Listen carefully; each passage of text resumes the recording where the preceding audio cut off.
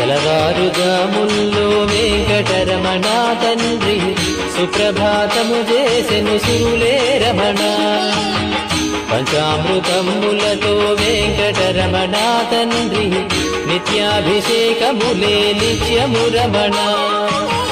వజ్రమకుటంబుతోను వెంకటరమణ తండ్రి శంకు చక్రధారుడవే తిరుమల రమణ. మూడు నామాలతోను వెంకటరమణ తండ్రి ముల్లోకములు ఏడడి మూర్తి విరమణ.